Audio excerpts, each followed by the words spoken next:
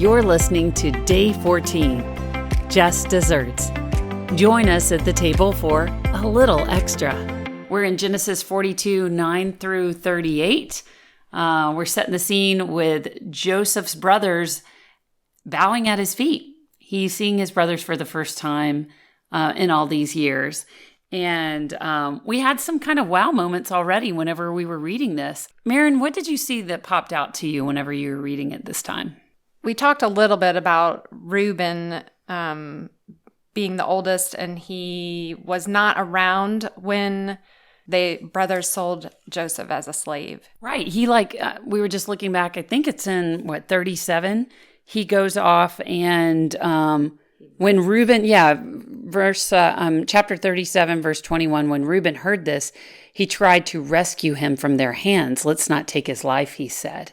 So he's trying to do something to no avail. He later, you noticed he later came back and tore his clothes when he found out they sold him. We're responsible. This is happening to us because we murdered our brother. What I thought when we read that was, and some translations don't use the term murder, but I think some of them use the term, it's in verse 32, that his blood was on our hands.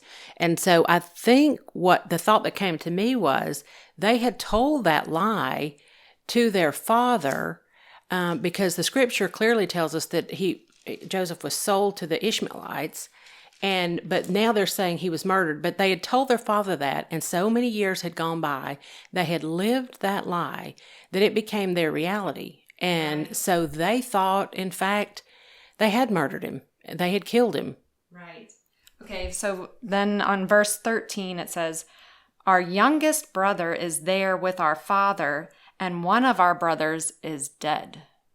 They told him that same lie.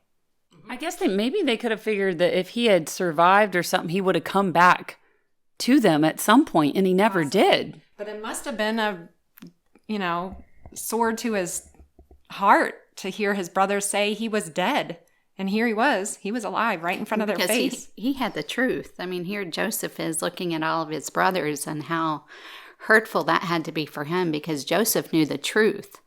And yet he's trying to make a decision based on knowing the truth, knowing that his brothers are there and that, he wants to, I think at that point he wanted to, it said he got up and he had to flee. And is it at that point he said that? Yeah, that he had to cry. He had to weep for a minute, which obviously shows he's still hurting. Like he's probably forgotten this or at least pushed it deep down all these years. And now suddenly he's having to revisit his abuse, his trauma.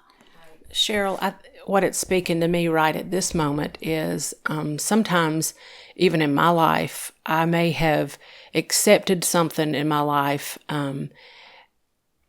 that was a lie, and I believed it for so long, it became truth in my life.